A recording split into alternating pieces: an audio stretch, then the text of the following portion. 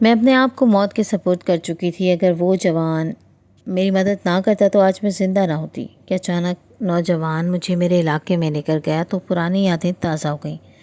ایک لڑکی کو چیخو پکار کرتے دیکھا تو میرے احسان ختم ہو گئے، پرانے زخم تازہ ہونے لگے۔ ایک گاؤں میں کوئی بھی لڑکی بدکاری کرتی پکڑی جاتی تو پوری رات سردار اس کو اپنے پاس رکھتا اور صبح برہنہ کر کے چھوڑ دیتا۔ ایک دن غار میں بہت حسین نقاب پوش لڑکی بدکاری کرتے پکڑی گئی اور گاؤں والے اس کو سردار کے پاس لے گئے۔ سردار کمرے میں لے گیا، جیسے سردار نے نقاب اتارا اس پر تو قیامت ٹوٹ گئی۔ وہ لڑکی بہت ہی خوبصورت لڑکی تھی، مگر اس کی اپنی بیٹی نکلی۔ لیکن میں نے سنا تھا کہ خوبصورت چہرے اکثر بدصورت نصیب لے کر آتے ہیں۔ میں نے بھی انہی خوبصورت چہروں میں سے ایک تھی جو بدصورت نصیب لے کر آئی تھی، لیکن میرا نصیب اتنا بدصورت ہوگا مجھے اندازہ نہیں تھا۔ آج میں اپنی زندگی کی دردناک کہانی آپ کو سنانے جا رہی ہوں، جسے سن کر آپ سب کے رونگٹے کھڑے ہو جائیں گے۔ میرے ساتھ ظلم ہوا، بلکہ بہت زیادہ ظلم ہوا مجھ پر۔ اتنا ظلم کیا گیا کہ میری کہانی سن کر انسانیت بھی شرمندہ ہو جائے گی۔ لیکن افسوس کی بات یہ ہے کہ یہ ظلم صرف میرے ساتھ نہیں ہوا، بلکہ مجھ سے پہلے کافی لڑکیوں کے ساتھ ہو چکا۔ لیکن آج تک کسی نے اس فرسودہ رسومات کے خلاف آواز نہیں اٹھائی تھی۔ میں ایک ایسے گاؤں میں رہتی تھی جہاں پر جہالت عام تھی۔ اس گاؤں میں کسی کو گاؤں سے باہر جا کر تعلیم حاصل کرنے کی اجازت نہیں تھی، اس لیے میں نے بھی اسی گاؤں کے اسکول میں 5ویں جماعت تک تعلیم حاصل کی تھی۔ کسی مرد یا عورت کسی کو بھی تعلیم حاصل کرنے کی بالکل بھی اجازت نہیں تھی۔ بس ہمیں پڑھنا لکھنا آتا تھا، اس سے زیادہ کچھ نہیں۔ میں نے جب بچپن سے لڑکپن کی دہلیز پر قدم رکھا تو میں مرکز نکاح بن گئی۔ جب میں 18 سال کی ہوئی تو میں نے ایسا رنگ روپ نکالا کہ دیکھنے والا دیکھتا ہی رہ جا۔ سارے گاؤں میں میری خوبصورتی کے چرچے ہونے لگے تھے اور یہ بات گاؤں کے سردار تک پہنچ گئی۔ مجھے اپنے گاؤں کے سردار سے شدید نفرت تھی۔ جب میں 15 سال کی تھی تو ایک دل خراش واقعہ مجھے دیکھنے کو ملا۔ اس کے بعد مجھے سردار سے نفرت محسوس ہوئی۔ واقعہ کچھ یوں تھا کہ صبح کا پہر تھا اور انسانوں کا ایک ہجوم سا گول دائرہ بنا کر کھڑا تھا اور وہ دل خراش منظر میری آنکھوں کے سامنے تھا۔ ہمیشہ کی طرح آج ایک اور لڑکی کی آبرو ریزی کی گئی تھی۔ سردار کے ہاتھوں اب اس کو برہنہ حالت میں تمام گاؤں والوں کے سامنے پھینک دیا گیا تھا، لیکن کوئی بھی سردار کے خلاف بول نہیں پا رہا تھا۔ مجھ پہ ہمت نہیں تھی کہ میں آگے جا کر وہ منظر دیکھ سکوں، لیکن مجھے انسانیت پر افسوس ہو رہا تھا کہ کس طرح ایک لڑکی اس حالت میں اتنے بڑے ہجوم میں پڑی ہوئی تھی اور لوگ اس کا تماشا دیکھ رہے تھے۔ ان میں سے کسی نے آگے بڑھ کر اس لڑکی کے اوپر چادر ڈال دی۔ شاید احساس رکھنے والا کوئی انسان تھا۔ اسلام میں جہالت کا بول بالا تھا۔ ہمارے سردار بہت ہی ظالم تھے۔ سردار کے اپنے ہی قانون تھے اور سب سے بدترین قانون جو اس نے بنایا تھا وہ یہ تھا کہ گاؤں میں کوئی بھی لڑکی بدکاری کرتے ہوئے پکڑی جاتی تھی تو سردار کا یہ حکم ہوتا تھا کہ اسے سردار کے سامنے حاضر کیا جائے۔ اس لڑکی کو جب کہ سردار کے سامنے لایا جاتا تھا تو سردار اسے اپنے ساتھ ایک کمرے میں قید کر لیتا تھا۔ اس لڑکی کو تمام رات زیادتی کا نشانہ بنانے کے بعد گاؤں کے باہر پھینک دیتا تھا تاکہ اس کے باپ اور بھائی کو عبرت مل سکے اور دونوں لڑکیوں کو بھی۔ پھر سارا گاؤں اس لڑکی کا تماشا دیکھنے کے لیے جمع ہو جاتا تھا۔ میں اس وقت بہت خوفزدہ ہو گئی تھی اور مجھے اپنے باپ اور بھائیوں سے بھی ڈر لگ رہا تھا کہ اگر انہوں نے مجھے اس جگہ پر دیکھ لیا تو وہ غصہ کریں گے، لیکن میں ایک دیوار کی اوٹ سے سارا منظر دیکھ رہی تھی۔ ہمارے گاؤں کی لڑکیوں کا ذہن بہت جلدی بڑا ہو جاتا تھا، اس لیے میرا ذہن بھی اپنی عمر سے بڑا تھا۔ مجھے سارا معاملہ سمجھ میں آ گیا تھا کہ کیا ہوا ہے۔ میں ساری رات جاگتی رہی، مجھے پریشانی سے نیند نہیں آئی کہ اس لڑکی کے ساتھ کس قسم کا سلوک ہوا ہے۔ اس لڑکی کے لیے صرف رات ہی قیامت کی نہیں ہوگی، صبح اس کے لیے جب مزید شرمندگی کا باعث تھی، جب اس کا لباس پھاڑ کر سردار اپنے ڈیرے کے باہر پھینک گیا اور تمام گاؤں والے اسے اس حالت میں دیکھ کر اس کے متعلق باتیں کر رہے تھے۔ سردار کی اپنی بیٹیاں تو ساتھ اس کی حویلی کے اندر موجود تھیں، جنہیں آج تک کسی بھی گاؤں والوں نے نہیں دیکھا تھا۔ کسی کو نہیں معلوم تھا کہ اس کی بیٹیوں کا کردار کیسا ہے، کوئی نہیں جانتا تھا کہ اس کی بیٹیاں کیا کام کرتی ہیں۔ کبھی کبھی میرا دل کرتا تھا کہ میں گاؤں والوں سے کہوں کہ سردار دوسروں کی بیٹیوں پر تو بڑی نظر رکھتا ہے کہ وہ بدکاری کرتی ہیں یا نہیں کرتی ہیں، تو ان کو بھی سزا بھی سخت دیتا ہے۔ کوئی سردار سے بھی تو پوچھے کہ اس کی حویلی کے اندر اس کی بیٹیوں کا کردار کیسا ہے۔ مجھے سردار کی آواز سنائی دے رہی تھی اور وہ اونچی اونچی آواز میں بول رہا تھا کہ ایسی لڑکیوں کا یہی اشر ہونا چاہیے، ایسی لڑکیوں کے باپ اور بھائیوں کو چلو بھر پانی میں ڈوب مرنا چاہیے۔ میں تو کہتا ہوں کہ ایسی لڑکیوں کو باپ کو سنگسار کر دینا چاہیے۔ ایسی بےغیرت ماؤں پر افسوس ہے جو ایسی بیٹیوں کو جنم دیتی ہیں، اور ان کی بیٹیوں کا یہی اشر ہونا چاہیے۔ میں جو ان لڑکیوں کے ساتھ کرتا ہوں اس لیے کرتا ہوں کہ انہیں اپنی عزت کا احساس نہیں ہے، تو پھر ان کی کوئی عزت ہونی ہی نہیں چاہیے۔ ان کو بھی پتہ چلے کہ کیا ہوتی ہے پسندیدہ شخص کے ساتھ تو یہ بدکاری کرتی ہیں، اپنے ناپسندیدہ شخص کے ساتھ بدکاری کریں تو انہیں معلوم ہو کہ کس قدر شرمناک عمل ہے۔ سردار زور زور سے بول رہا تھا اور اس کے انداز بہت تکبرانہ تھا۔ اس واقعے کو 4 سال گزر چکے تھے، آج بھی یہ واقعہ میرے ذہن پر ویسے ہی نقش تھا۔ پہلے تو مجھے لگتا تھا کہ واقعی میں لڑکیوں کا قصور ہوتا ہوگا، اس لیے انہیں سزا ملی ہے، لیکن اچانک ایک ایسا واقعہ رونما ہوا جس نے میرے اوسان خطا کر دیا، اور اس واقعے کے پیچھے جو کہانی تھی وہ معلوم ہو گئی۔ ایک شام میں گاؤں میں موجود کھیتوں کی سیر کو نکل گئی تو اچانک سے 2 نقاب پوش آدمی آئے اور مجھے اٹھا کر لے کر جانے لگے۔ میں نے چیخنا چاہا تو انہوں نے میرے منہ پر ہاتھ رکھ کر میری چیخ کا گلا دبا دیا تھا۔ میں ہاتھ پاؤں مار کر مزاحمت کر رہی تھی، لیکن انہوں نے میری ایک نہ سنی اور مجھے غار کے اندر لے گئے۔ انہوں نے مجھے وہاں پر جا کر پٹخ دیا اور پھر میرے باپ اور بھائی اور تمام گھر والوں کو بلایا اور کہا کہ اس لڑکی کو ہم نے رنگے ہاتھوں بدکاری کرتے ہوئے پکڑا ہے۔ اس کے ساتھ جو لڑکا تھا وہ بھاگ گیا ہے، لیکن لڑکی کو ہم نے پکڑ لیا ہے۔ پھر دوسرے شخص نے کہا کہ ہم اسے سردار کے پاس لے جاتے ہیں اور اس کا بھی سرکار وہی حشر کرے گا جس سے اس قسم کی لڑکیوں کا ہوتا ہے۔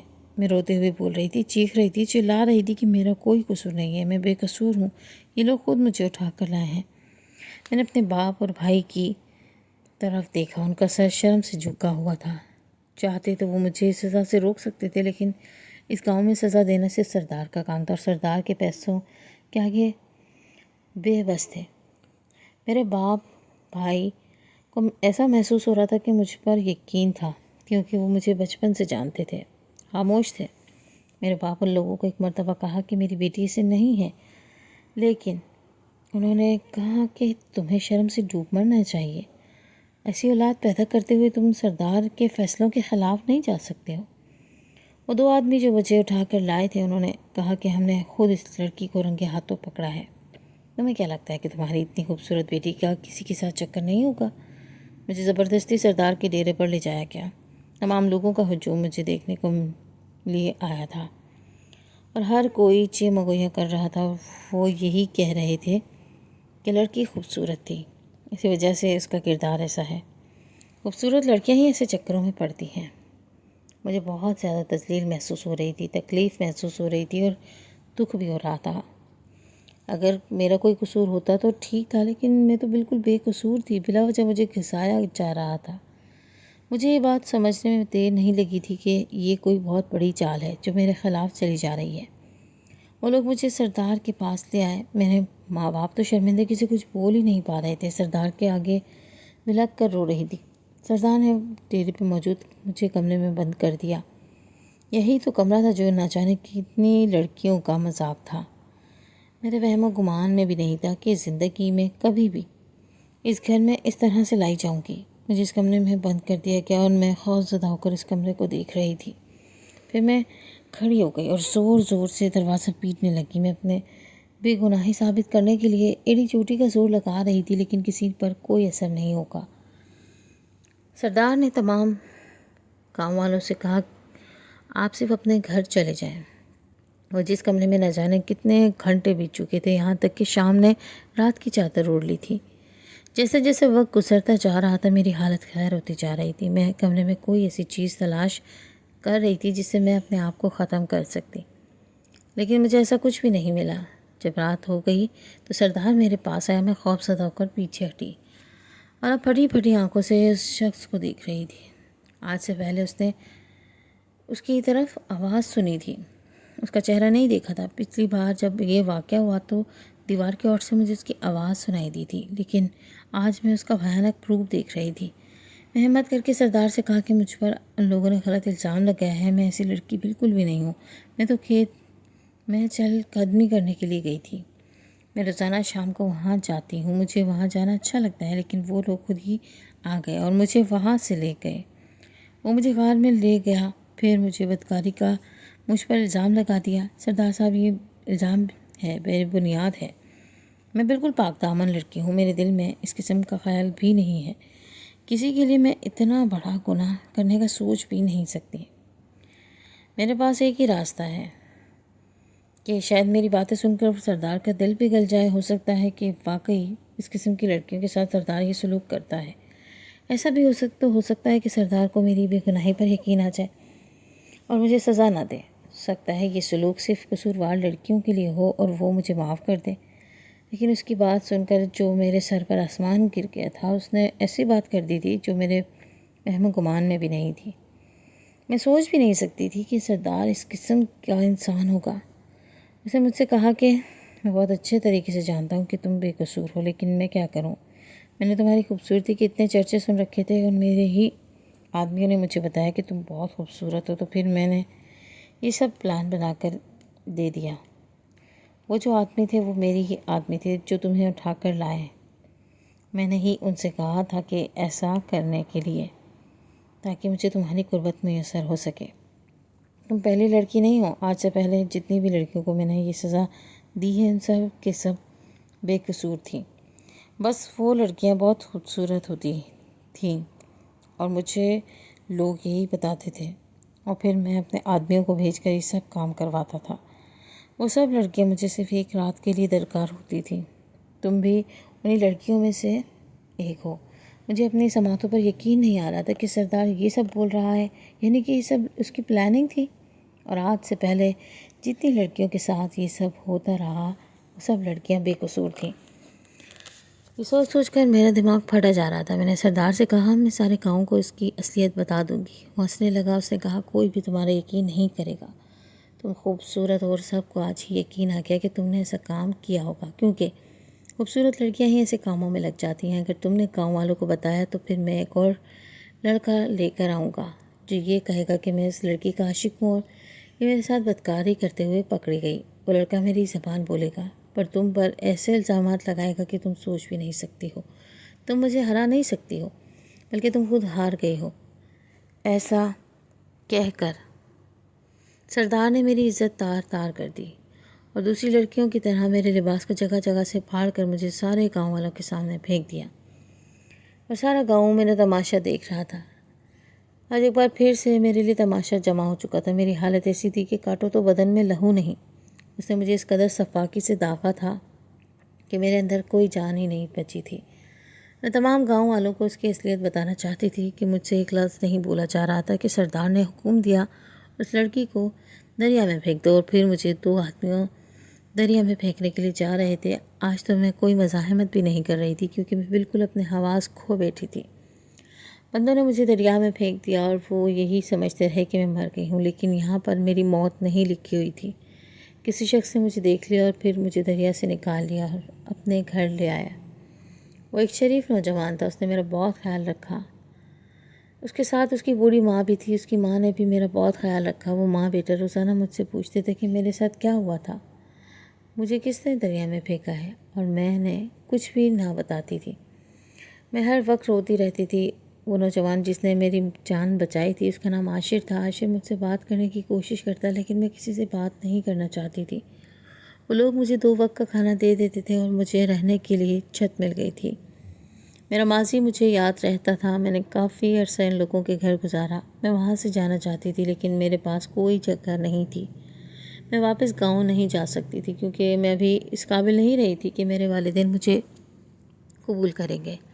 میرے لیے تو اتنا ہی کافی تھا کہ میرے والد نے کہا تھا کہ میری بیٹی ایسی نہیں ہے۔ ان کا یہی یقین تھا جو مجھے سکون دیتا تھا۔ اپنے والد کے اس جملے کو سوچ سوچ کر میں اپنے ذہن اور دل کو تسکین پہنچاتی تھی، ورنہ باقی جتنی بھی یادیں تھیں وہ میرے لیے اذیت کا باعث تھیں۔ کچھ عرصے کے بعد عاشر نے مجھے سے شادی کرنا چاہتا ہے۔ میں نے عاشر سے کہا کہ یہ ممکن نہیں ہے، کوئی بھی مرد اب مجھے قبول نہیں کر سکتا ہے۔ میں نے عاشر کو ساری سچائی بتا دی کہ میرے ساتھ کیا ہوا تھا۔ عاشر نے کچھ دن سوچنے میں لگا دی اور پھر بولا کہ اس میں تمہارا کوئی قصور نہیں، اور اس نے مجھ سے شادی کر لی۔ میں نے خدا کا شکر ادا کیا کہ مجھے ٹھکانہ مل گیا۔ میں زندہ نہیں رہنا چاہتی تھی، لیکن عاشر کی محبت نے میرے اندر طاقت بھر دی تھی۔ ہم دونوں خوشی خوشی رہنے لگے۔ پھر ایک دن عاشر نے مجھے کہا کہ تمہارے گاؤں میں ایک میلہ ہے، آؤ وہاں چلتے ہیں۔ میں نے کہا میں وہاں نہیں جاؤں گی، مجھے اپنا ماضی یاد آئے گا۔ اور اس نے کہا آؤ، تمہیں کچھ دکھانا ہے، تمہیں میری محبت کی قسم، انکار نہ کرنا۔ اس نے ایسی بات کر دی کہ مجھ سے انکار نہ ہو سکا۔ میں برقع اور نقاب پہن کر اس کے ساتھ چلی گئی، لیکن وہاں الگ ہی منظر میرا منتظر تھا۔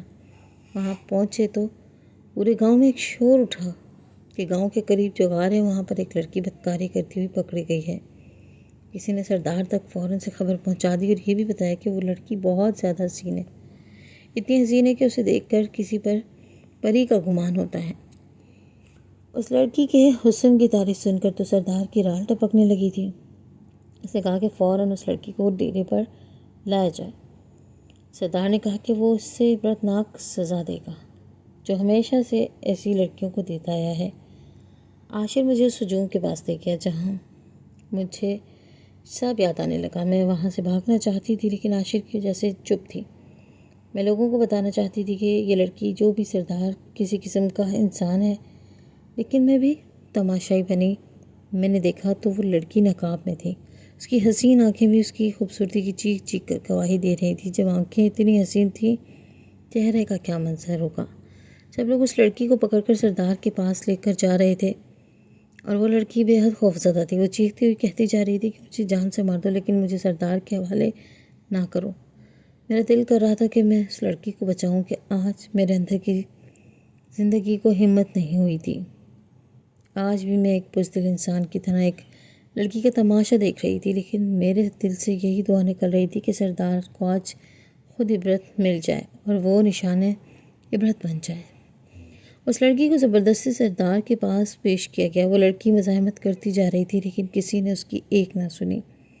میں نے عاشر سے کہا یہ لڑکی بھی میری طرح بے قصور ہے، اس کی مدد کرو، لیکن اس کے چہرے پر مسکراہٹ آ گئی۔ اس نے کہا کہ آج میں سارے سوالوں کا جواب تمہیں مل جائے گا، بس یوں سمجھ لو کہ آج تمہارے ساتھ انصاف کا دن ہے، آج تمہارے ساتھ انصاف ہوگا۔ میں پریشان ہو گئی کہ ایک لڑکی کے ساتھ نا انصافی ہو رہی ہے، اس میں میرے ساتھ کیسا انصاف ہوگا۔ آج میں نے کتنے عرصے بعد سردار کو اپنی آنکھوں کے سامنے دیکھا تھا۔ میری ہمت جواب دے رہی تھی، مجھے سب یاد آنے لگا تھا۔